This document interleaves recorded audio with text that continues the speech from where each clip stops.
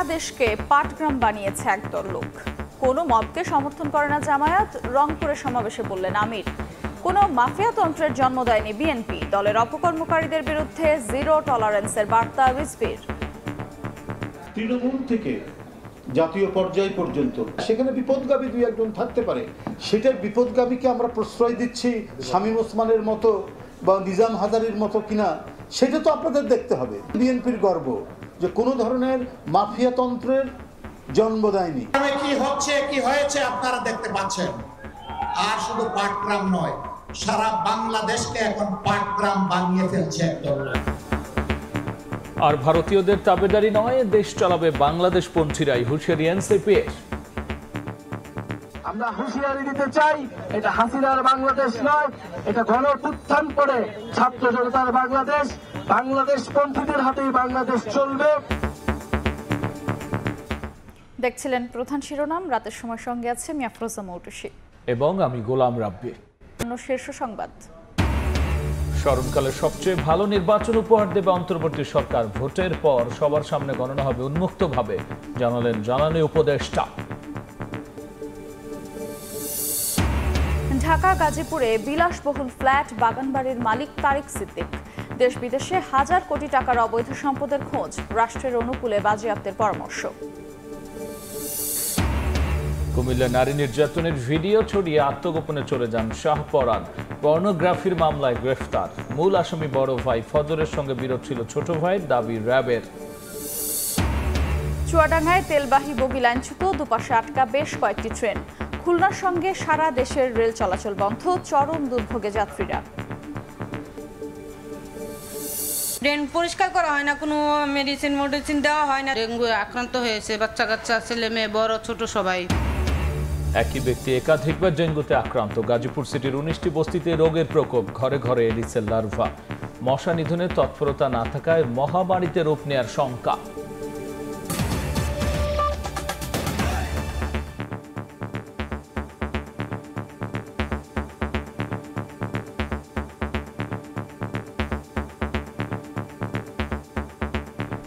সারা দেশকে পাটগ্রাম বানিয়েছে একদল লোক।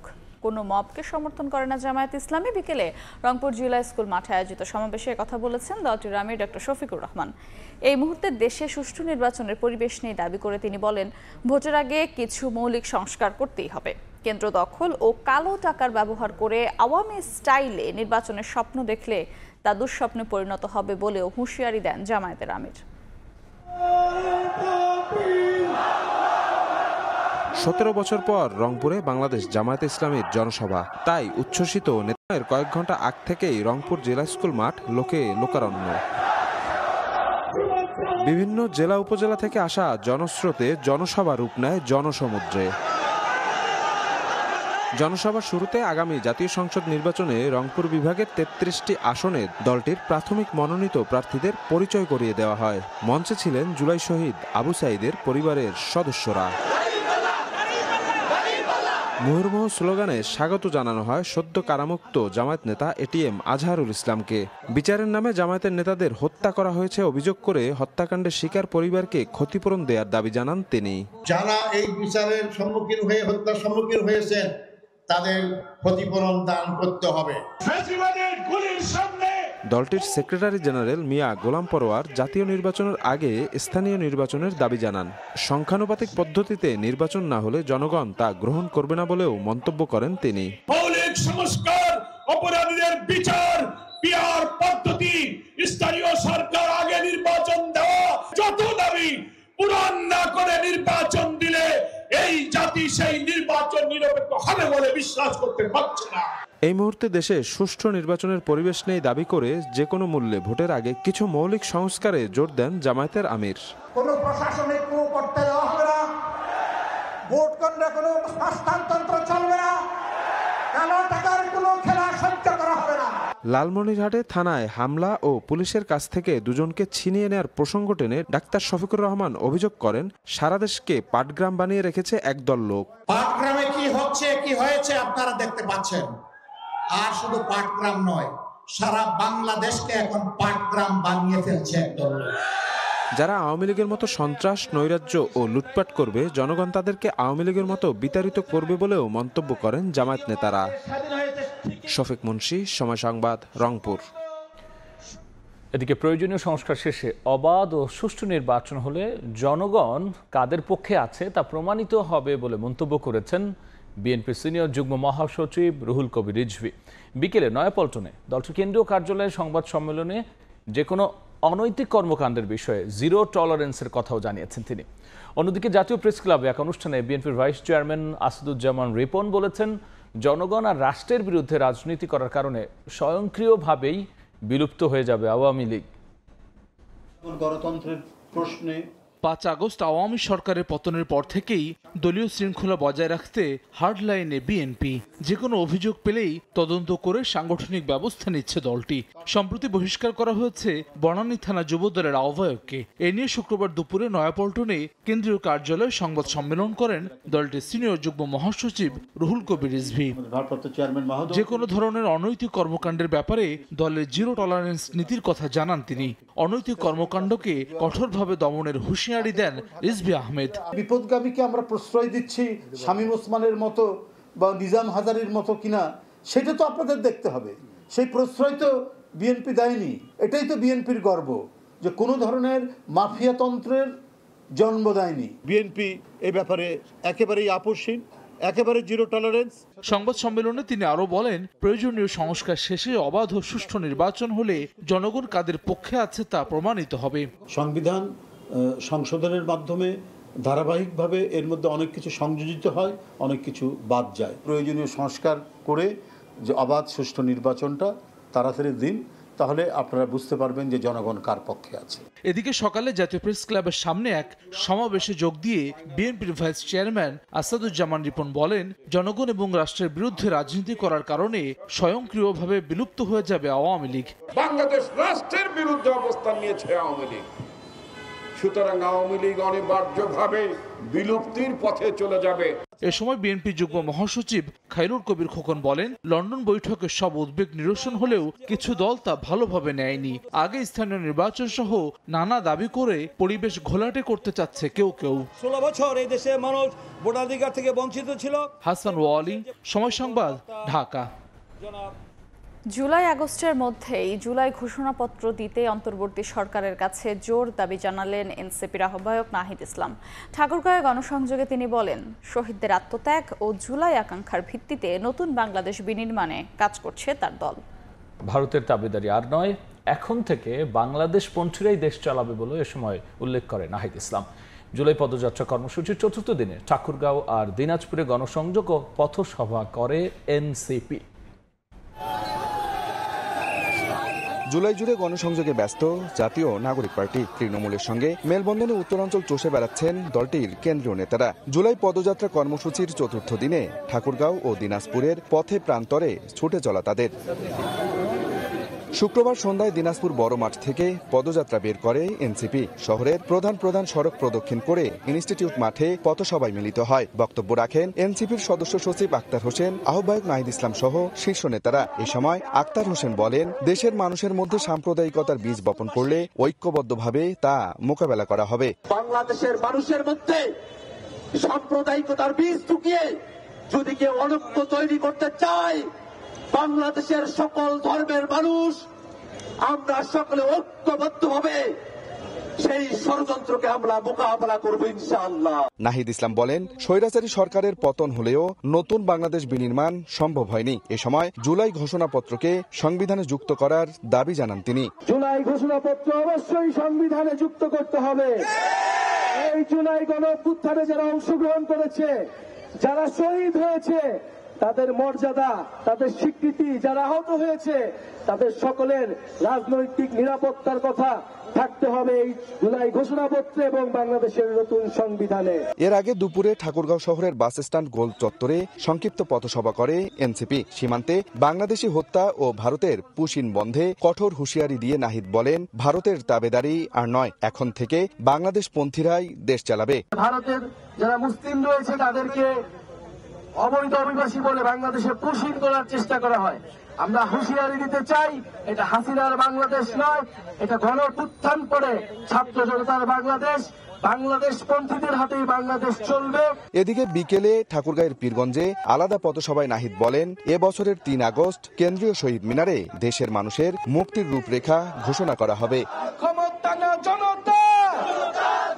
আব্দুর রশিদ জীবন, সময় সংবাদ। অন্তর্বর্তী সরকার স্মরণকালের ভালো নির্বাচন করতে চায় বলে জানিয়েছেন বিদ্যুৎ, জ্বালানি ও খনিজ সম্পদ মন্ত্রণালয়ের উপদেষ্টা মোহাম্মদ ফয়জুল কবির খান। বিকেলে জামালপুরের মাদারগঞ্জের তারতাপাড়া জামালপুর 1 অনুসন্ধান গ্যাস কূপ খনন কার্যক্রম পরিদর্শন করে একথা বলেন তিনি। আগামী নির্বাচনে উন্মুক্তভাবে ভোট গণনার সুযোগ থাকবে বলেও জানান উপদেষ্টা।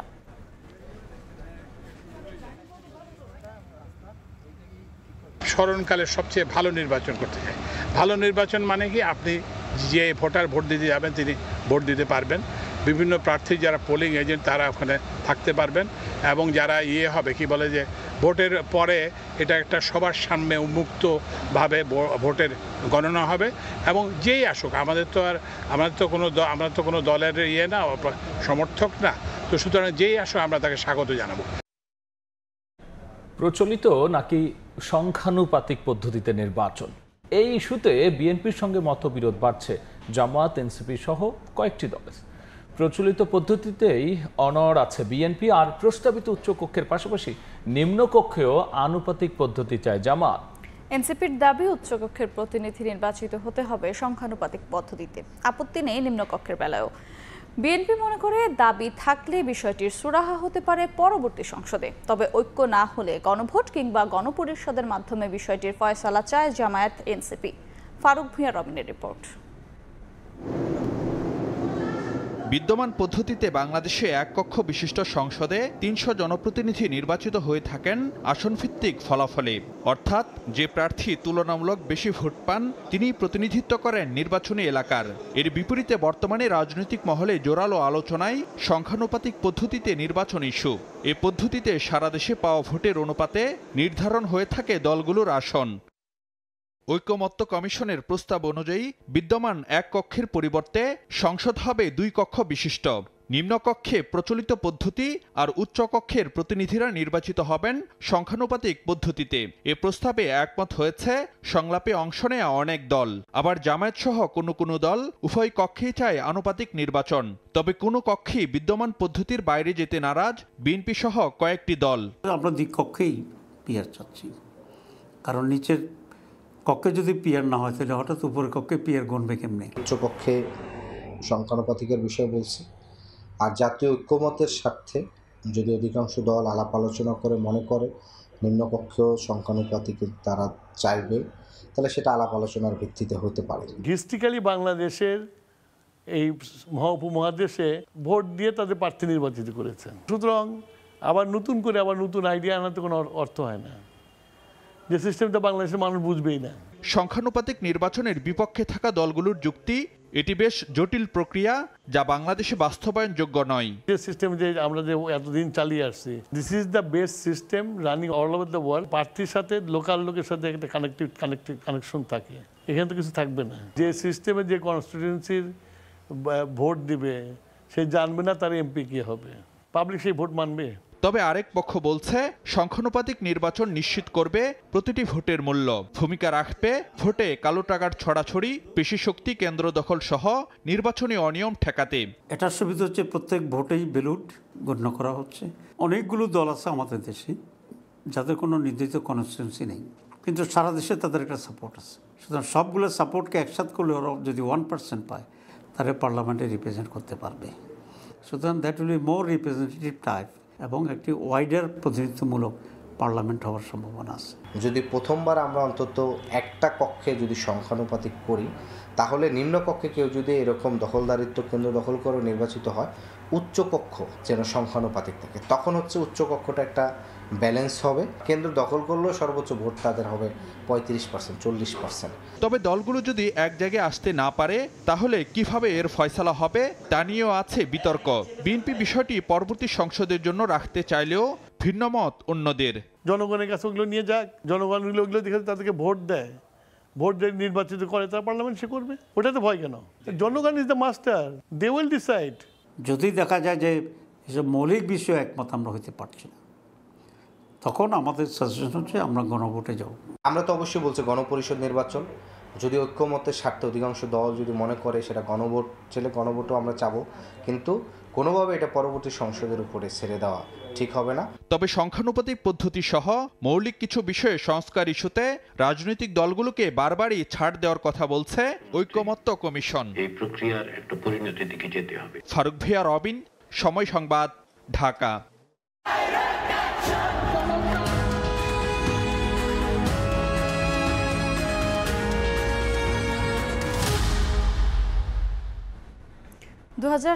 সালের এই দিনে হাইকোর্টের রায় আপিল বিভাগে স্থগিত না হওয়ায় ফুঁসে ওঠে কোটার বিরুদ্ধে রাজপথে নামা শিক্ষার্থীরা। ডাকাশে ছাত্র ধর্মঘটের। এরপর থেকে শুরু হয় একের পর এক কঠোর কর্মসূচি। কোটা আন্দোলনকে ঘিরে কেমন ছিল গত বছরের 4 জুলাই? বিস্তারিত জানবো মাইমুনা হায়দার চৌধুরীর রিপোর্টে। 4 জুলাই 2024 বেলা 11টায় ঢাকা বিশ্ববিদ্যালয়ের কেন্দ্রীয় লাইব্রেরি থেকে মিছিল বের করেন বিক্ষুব্ধ শিক্ষার্থীরা। মিছিলটি মহসিন হল টিএসসি হয়ে শাহবাগ মোড়ে অবস্থান নেয় বেলা 12:15টার দিকে। এর আগেই হলে হলে গিয়ে আন্দোলনে অংশ নেওয়ার আহ্বান জানায় শিক্ষার্থীরা। এদিকে সরকারি চাকরিতে সরাসরি নিয়োগের ক্ষেত্রে মুক্তিযোদ্ধা কোটা বাতিলের পরিপত্র অবৈধ ঘোষণার বিষয়ে হাইকোর্টের রায় আপিল বিভাগে গিয়েও স্থগিত না হওয়ায় বিক্ষোভে ফেটে পড়েন শিক্ষার্থীরা। বৃষ্টি উপেক্ষা করে টানা 5 ঘন্টা শাহবাগ মোড় অবরোধ করে রাখেন শিক্ষার্থীরা। অবরোধ চলাকালে পাশেই বিপুল সংখ্যক পুলিশ সদস্য অবস্থান করলেও শুরুতেই শিক্ষার্থীদের বাধা দেননি তারা। বিকেল 5টার দিকে পুলিশ সদস্যরা হেলমেট পরে প্রস্তুত হলে তাদের মুখোমুখি হয়ে পড়েন আন্দোলনকারীরা। তবে মিনিট কয়েকের মধ্যে শান্ত হয় পরিস্থিতি। সন্ধ্যা 6টার পর নতুন কর্মসূচি ঘোষণা করে 4 দফা দাবি আদায়ের হুঁশিয়ারি দেন আন্দোলনের সমন্বয়ক নাহিদ ইসলাম। সমাবেশ থেকে ডাক দেওয়া হয় ছাত্র ধর্মঘটের। 4 জুলাই বৃষ্টি উপেক্ষা করে দেশ জুড়ে ছড়িয়ে পড়ে আন্দোলনের ঢেউ। ঢাকা আরিচা মহাসড়ক অবরোধ করে বিক্ষোভ করেন জাহাঙ্গীরনগর বিশ্ববিদ্যালয়ের শিক্ষার্থীরা। অন্যদিকে ঢাকা রাজশাহী মহাসড়ক অবরোধ করে বিক্ষোভ করেন রাজশাহী বিশ্ববিদ্যালয়ের শিক্ষার্থীরা। সময় সংবাদ, ঢাকা। অন্তর্বর্তী সরকারের আমলেও পুলিশ শেখ হাসিনার সময়কার বাহিনীর মতো আচরণ করছে বলে অভিযোগ করেছেন বৈষম্য বিরোধী আন্দোলনের কেন্দ্রীয় সভাপতি রিফাত রশিদ। মৌলিক সংস্কার ছাড়া নির্বাচনে গেলে ছাত্র জনতা তা মেনে নেবে না বলেও জানান তিনি। সকালে গণঅভ্যুত্থানে শহীদদের স্মরণে রায়েরবাজার বুদ্ধিজীবী কবরস্থানে কবর জিয়ারত শেষে কথা বলেন তিনি। অভ্যুত্থানের 1 বছর পরও গণকবরগুলোকে ময়নাতদন্ত করে পরিবারের কাছে হস্তান্তর না করায় দুঃখ প্রকাশ করেন তিনি। পরে জুলাই আন্দোলনের বিহারি ক্যাম্পের শহীদ রনির পরিবারের সঙ্গে দেখা করতে যান কেন্দ্রীয় নেতারা।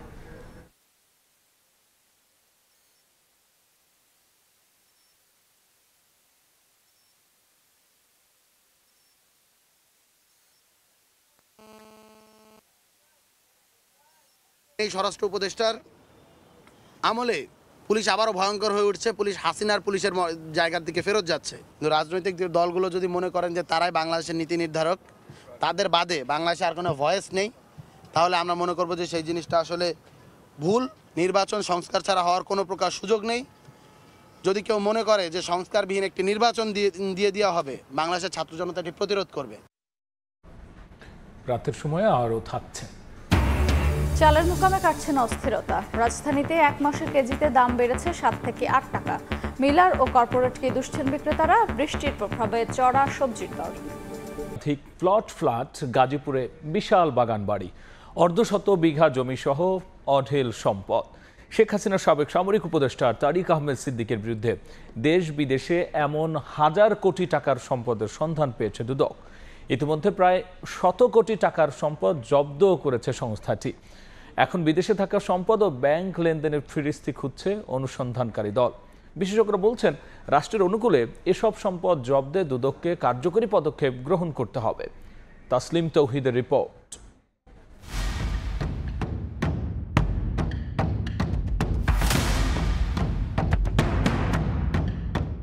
গাজীপুরের বাঙ্গালগাছ এলাকায় রয়েছে তারিক আহমেদ সিদ্দিকের বাগান বিলাস নামের বিশাল এই বাগান বাড়ি। একইভাবে ফাউকাল এলাকায় ডুপ্লেক্স ভবন সহ বিশাল সাম্রাজ্য গড়ে তোলেন।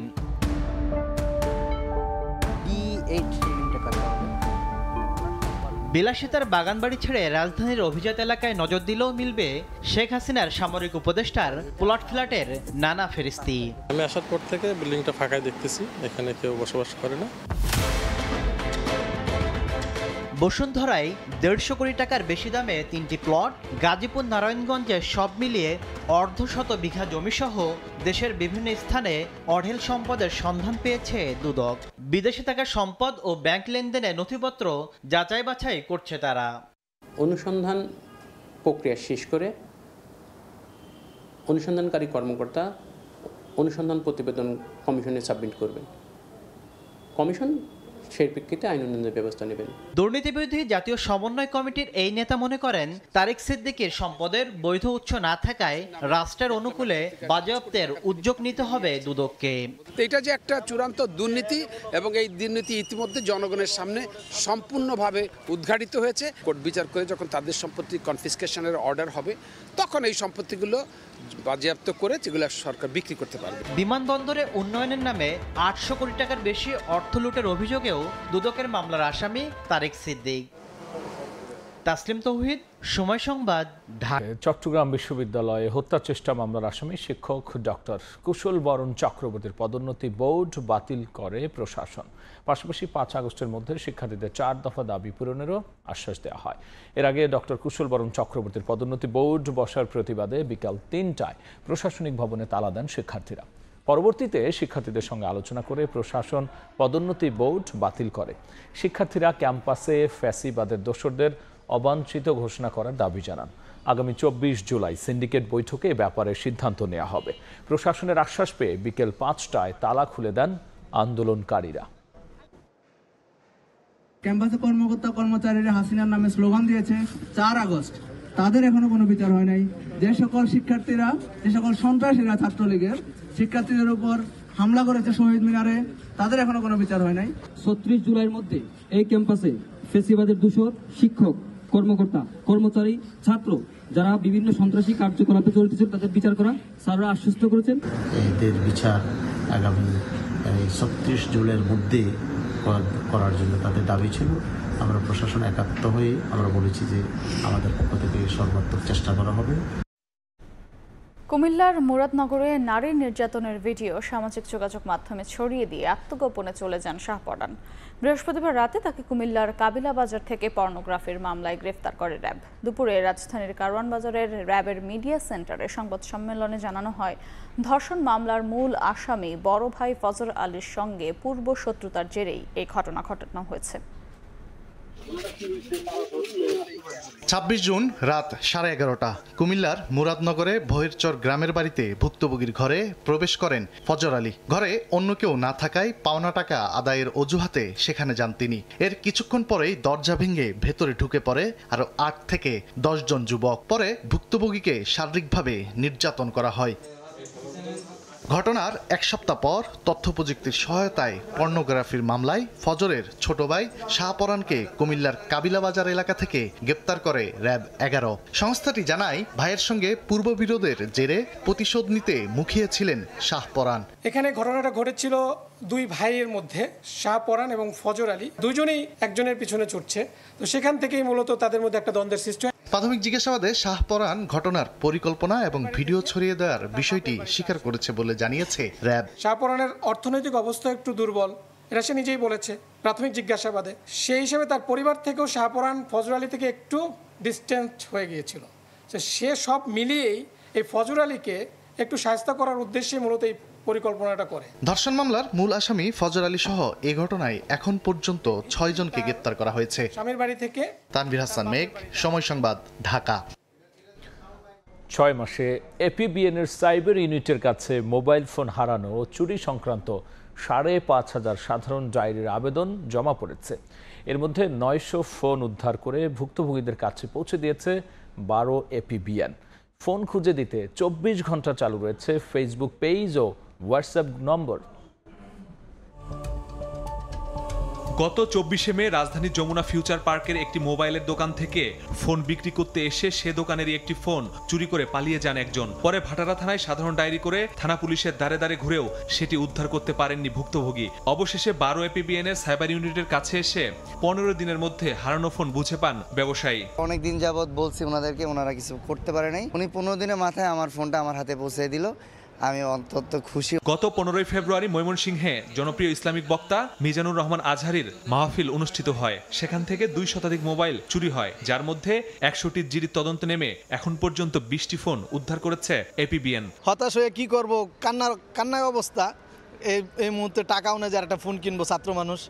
পরে গেলাম কোতোয়ালি থানা, যায় দেখি আমার চেয়ে আরো বেশি মানুষ ওইখানে একত্রিত। সংস্থাটির তথ্য বলছে গত 6 মাসে হারানো, চুরি বা অনেক সময় ছিনতাই হয়েছে এমন 5,500 ফোন উদ্ধারের জন্য জিডি আবেদন এসেছে তাদের কাছে, যার মধ্য থেকে 900 ফোন ইতোমধ্যে উদ্ধার করে ভুক্তভোগীদের কাছে পৌঁছে দিয়েছে সাইবার ইউনিট। 3,500 নাম্বার ছিল আমার মোবাইলে, কিছু অফিস ডকুমেন্ট ছিল।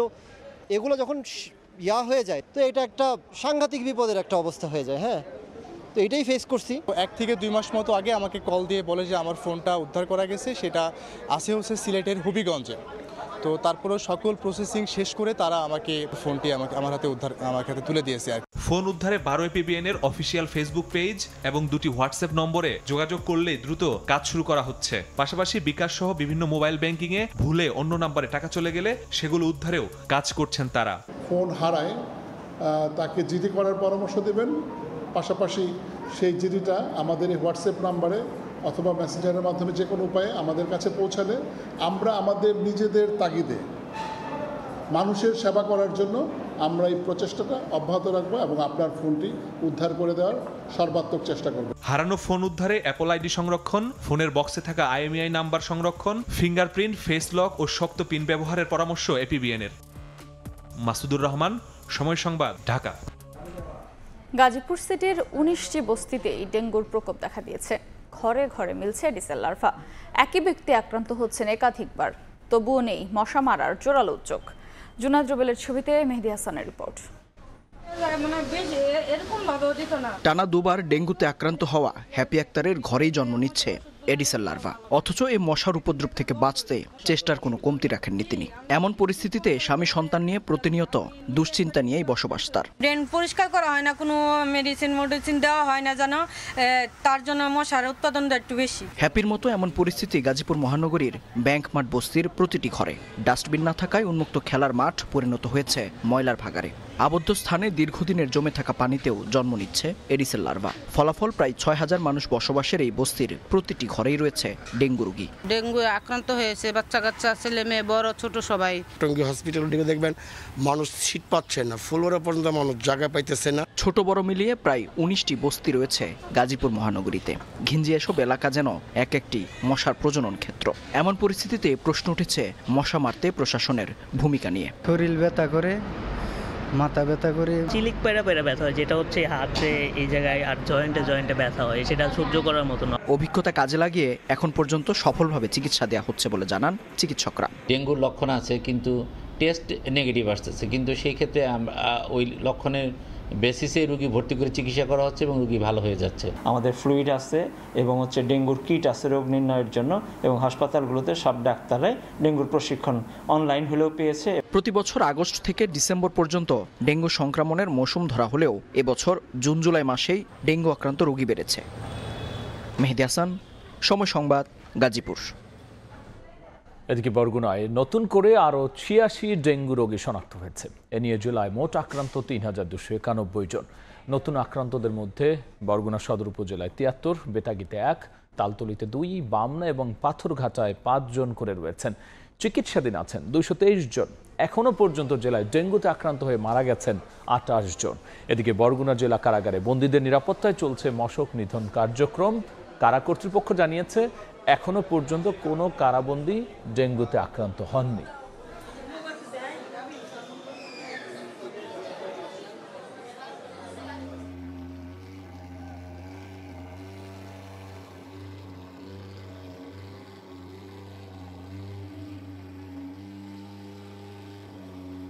একজন প্রধান কারারক্ষী, একজন সহকারী প্রধান কারারক্ষী এবং 4 জন কারারক্ষী সমন্বয়ে একটা 5 সদস্য টিম গঠন করা হয়েছে। তারা পরিষ্কার পরিচ্ছন্ন করতে পানি জমে থাকে, কোনো ঝোপঝাড় আছে কিনা এগুলো দেখে তারা তাৎক্ষণিক পরিষ্কার পরিচ্ছন্নতা অভিযান পরিচালনা করতেছে। জেলা প্রশাসন থেকেও বারবার মনিটরিং করা হচ্ছে, জেলা শিক্ষা স্বাস্থ্য অফিস থেকে, পৌরসভা অফিস থেকেও এই বিষয়ে মনিটরিং করা হচ্ছে। চুয়াডাঙ্গার জীবননগরে লাইনচ্যুত হয়েছে তেলবাহী ট্রেনের একটি বগি। এতে খুলনার সঙ্গে বন্ধ সারা দেশের ট্রেন চলাচল। ভোগান্তিতে পড়েছেন দুপাশে আটকে পড়া দুটি ট্রেনের যাত্রীরা। চুয়াডাঙ্গার রেলওয়ে স্টেশনের মাস্টার ইউসুফ পলাশ বিষয়টি নিশ্চিত করেন। তিনি জানান, মোংলা থেকে ছেড়ে আসা সিরাজগঞ্জগামী তেলবাহী ট্রেনটি বিকেল 5:30টার দিকে উথলি রেল স্টেশন অতিক্রম করে। কিছু দূর গিয়ে ট্রেনের শেষ বগিটি লাইনচ্যুত হয়। এ সময় ঢাকা থেকে ছেড়ে আসা খুলনাগামী নকশিকাঁথা কমিউটার ডাউন ও খুলনা থেকে ছেড়ে আসা রাজশাহীগামী আন্তনগর সাগরদাড়ি এক্সপ্রেস ট্রেনটি আটকা পড়ে। পরে লাইনচ্যুত হওয়া বগিটি ছাড়াই তেলবাহী ট্রেনটি চুয়াডাঙ্গার উদ্দেশ্যে ছেড়ে যায়।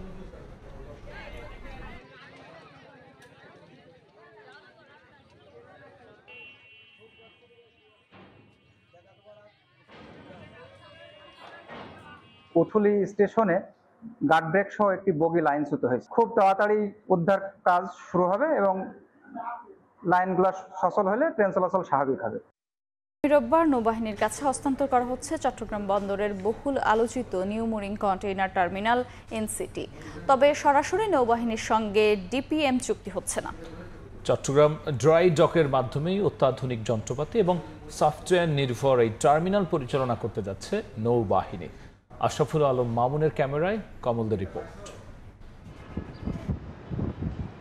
অত্যাধুনিক সুবিধা সম্মিলিত 1000 মিটার দৈর্ঘ্যের নিউ মুরিং কন্টেইনার টার্মিনালে একসঙ্গে ভিড়তে পারে 4টি মাদার ভেসেল। অন্যদিকে চট্টগ্রাম বন্দরের 18টি গ্যান্ট্রি ক্রেনের মধ্যে 14টি আছে। এখানে বিদেশি অপারেটর দিয়ে টার্মিনালটি পরিচালনার ঘোষণায় বিভিন্ন পক্ষের প্রতিবাদের মুখে নৌবাহিনীকে দেওয়া হয়েছে দায়িত্ব। ইকুইপমেন্ট সংক্রান্ত, ট্রাফিক অপারেশন সংক্রান্ত এবং ম্যান পাওয়ার সংক্রান্ত সবগুলোর ব্যাপারে আলাদা আলাদা টিম এবং সিডিডিএল কর্তৃপক্ষের একটা টিম সবার সাথে আলাদা আলাদাভাবে মিটিং করে এগুলো ঠিক করছে কিভাবে স্মুথ ট্রানজিশনটা হয়। চট্টগ্রাম বন্দরের general cargo berth GCB Chittagong container terminal সিসিটিকে ডিঙ্গিয়ে 44% কন্টেইনার উঠানামা হয় নিউ মুরিং টার্মিনালে। নৌবাহিনী তত্ত্বাবধানে চলবে বা ওরা অপারেট করবে, এটা আমার কাছে মনে হয় খুব কঠিন কোনো কাজ হবে না। 2007 সালে 507 কোটি টাকায় নির্মাণ হওয়া টার্মিনালটি পরিচালনা নিয়ে শুরু থেকে ছিল নানা জটিলতা। রাজনৈতিক হস্তক্ষেপে 2010 সালের পর দায়িত্ব পায়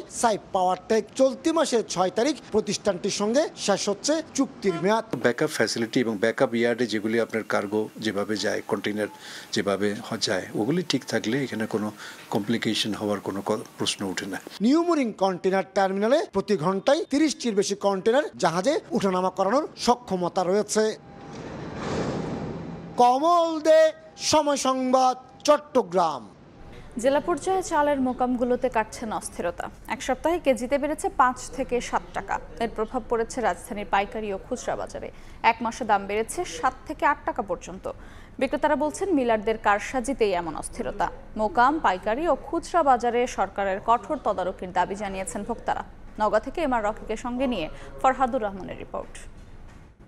জুনের মাঝামাঝিতে শুরু হয় চালের বাড়তি দরের উত্তাপ।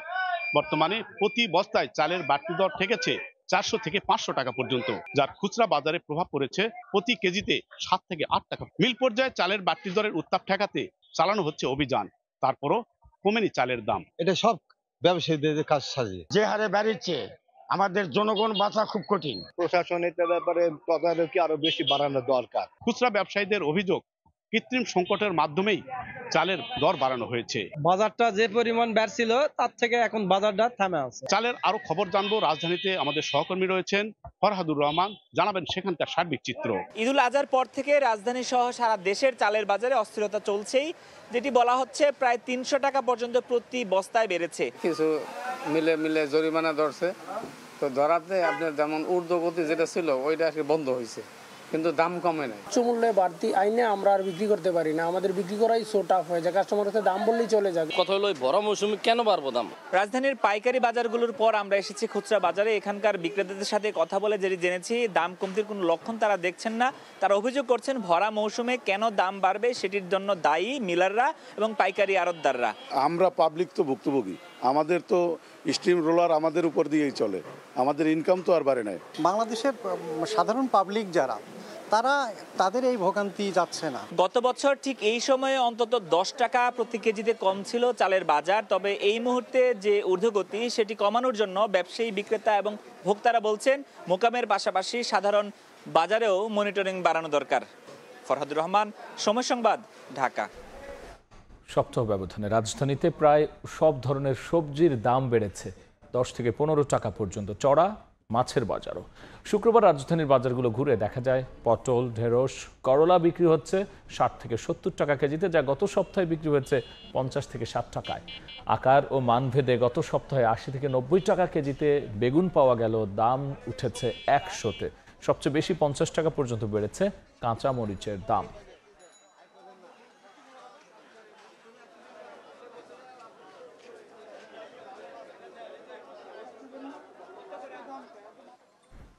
বিএনপি উদ্বেগ জানানোর পর টেলিকম নীতিমালা নিয়ে অংশীজনদের সঙ্গে আবারও আলোচনার সিদ্ধান্ত নিয়েছে সরকার।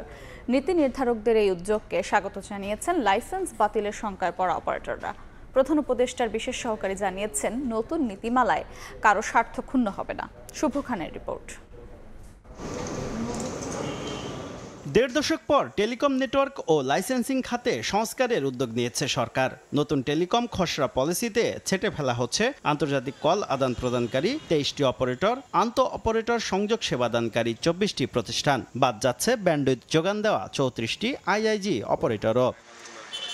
বৃহস্পতিবার টেলিকম নীতিমালার খসড়া চূড়ান্ত করতে বিটিআরসিতে বৈঠক শুরুর আগেই নতুন নীতিমালার বিষয়ে উদ্বেগ প্রকাশ করে বিএনপি। খসড়া নীতিমালাটি বিশ্লেষণ করে দেখা যায় যে এটি গুরুতর সমস্যা রয়েছে, যে টেলিকম খাতে সমতাভিত্তিক ও টেকসই উন্নয়নে বাধা দিতে পারে। দলটির এমন অবস্থানে পাল্টে যায় দৃশ্যপট। বিটিআরসিতে সরকারের গুরুত্বপূর্ণ ব্যক্তিদের সঙ্গে বৈঠক শেষে পলিসি নিয়ে নতুন করে আলোচনার কথা জানান প্রধান উপদেষ্টার বিশেষ সহকারী। স্টেক হোল্ডারদের সাথে আসলে আমরা গত 6 মাস ধরে আলোচনা করে আসছি। বিটিআরসিতে এখানে একাধিক কনসালটেশন হয়েছে, আরও হওয়ার সুযোগ আছে। এখানে আমার মনে হয় প্রত্যেককেই প্রোটেকশন দেওয়ার একটা ব্যবস্থা আছে। অংশীজনদের উদ্বেগ আমলে নিয়ে আলোচনার পথ উন্মুক্ত করায় সরকারকে সাধুবাদ জানিয়েছে আইজিডব্লিউ, আইআইজি, আইসিএক্স এবং আইএসপি অপারেটররা। তবে বিএনপির অবস্থান কিংবা সরকারের নতুন সিদ্ধান্ত নিয়ে কোনো প্রতিক্রিয়া জানায়নি মোবাইল অপারেটররা। শুধুমাত্র টেলিকম অপারেটর না, আইএসপি না, আইআইজি, আইসিএক্স, আইজিডব্লিউ সকল স্টেক হোল্ডারের সাথে বসে যদি একটা সিদ্ধান্ত নেয়, আমার মনে হয় এটা একটা উইন উইন সিচুয়েশন হবে এবং দেশের জন্য মঙ্গলজনক একটা সিদ্ধান্ত হবে। শিগগিরই সংশোধিত টেলিকম নীতিমালার খসড়া বিটিআরসির ওয়েবসাইটে প্রকাশ করা হবে। শুভ খান, সময় সংবাদ, ঢাকা। দেশের বাইরের খবর। প্রথম দেশ হিসেবে তালেবান সরকারকে স্বীকৃতি দিল রাশিয়া।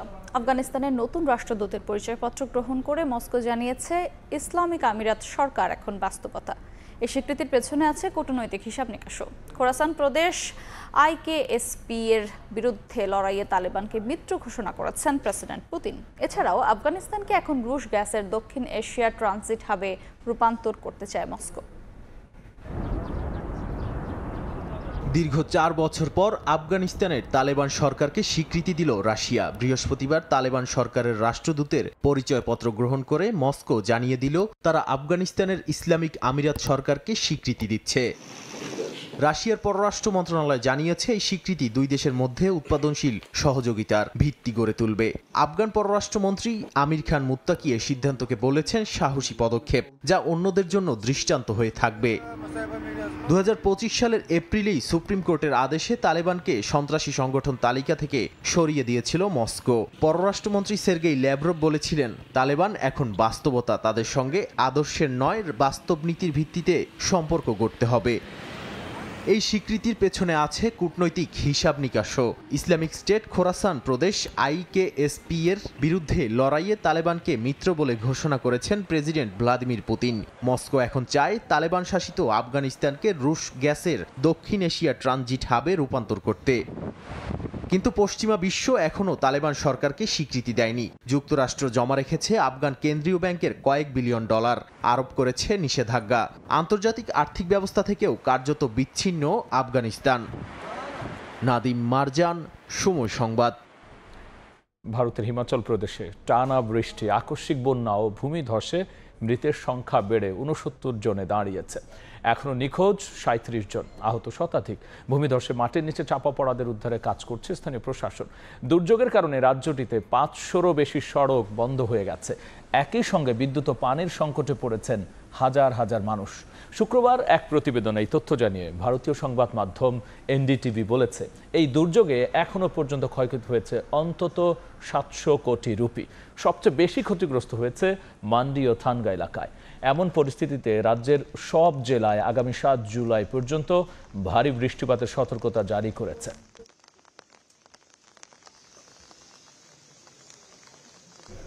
পাকিস্তানের করাচিতে একটি ৫তলা ভবন ধসে ৭ জনের মৃত্যু হয়েছে, আহত হয়েছেন অন্তত ৬ জন। স্থানীয় সময় শুক্রবার সকালে পুরনো একটি ভবন ধসে পড়ে। খবর পেয়ে দ্রুত ঘটনাস্থলে পৌঁছায় পুলিশ। আহতদের উদ্ধার করে নেওয়া হয় হাসপাতালে। ধ্বংসস্তূপের নিচে আটকা পড়াদের উদ্ধারে অভিযান চলছে। আইনশৃঙ্খলা রক্ষা বাহিনী জানায়, ভবনটিতে প্রায় ১০০ বাসিন্দা বসবাস করতেন। ভবন ধসের কারণ এখনো জানা যায়নি।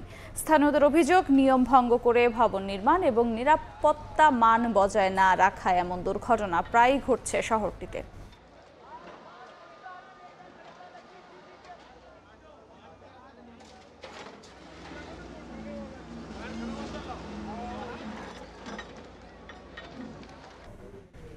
এদিকে শ্রীলঙ্কার বিপক্ষে ৩ ম্যাচ টি-20 সিরিজের স্কোয়াড ঘোষণা করেছে বাংলাদেশ ক্রিকেট বোর্ড। ফিরেছেন ওপেনার মোহাম্মদ নাইম শেখ ও pace bowling allrounder Mohammad Saifuddin. বাদ পড়েছেন নাজমুল হোসেন শান্ত। শেষ ১৯ ইনিংসে এই ফরম্যাটে কোনো 50 না থাকা শান্তর বাদ পড়া প্রত্যাশিতই ছিল। ১৬ সদস্যের দলে বাকি নামগুলোতে খুব বেশি চমক নেই। সবশেষ সিরিজের স্কোয়াড থেকে আরও বাদ পড়েছেন তানভীর ইসলাম, সৌম্য সরকার ও পেসার হাসান মাহমুদ। চোট কাটিয়ে ফিরেছেন তাসকিন, মুস্তাফিজ। ওয়ানডে থেকে বাদ পড়লেও টি-20তে রাখা হয়েছে নাসুম আহমেদকে। ঘরোয়ায় পারফর্ম করে দীর্ঘ ৩ বছর পর নাইম শেখকে রাখা হয়েছে এই সিরিজে। সাইফুদ্দিনও শেষবার জাতীয় দলের হয়ে খেলেছেন ১৩ মাস আগে। ১০ জুলাই ক্যান্ডিতে প্রথম টি-20তে মুখোমুখি হবে বাংলাদেশ ও শ্রীলঙ্কা। ১৩ জুলাই দ্বিতীয় ও ১৬ জুলাই অনুষ্ঠিত হবে সিরিজের শেষ দুটি টি-20। সব ম্যাচই শুরু হবে বাংলাদেশ সময় সন্ধ্যা ৭:৩০টায়।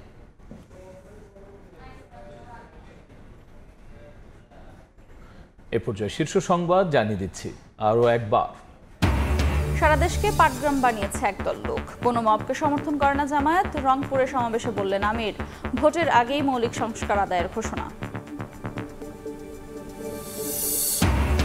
কোনো মাফিয়া তন্ত্রের জন্ম দেয়নি বিএনপি।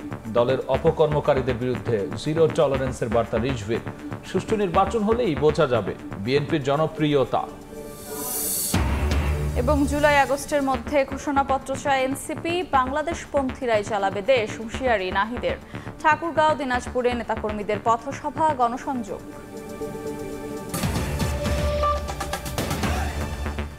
এই ছিল রাতের সময়। সঙ্গেই থাকুন সময়।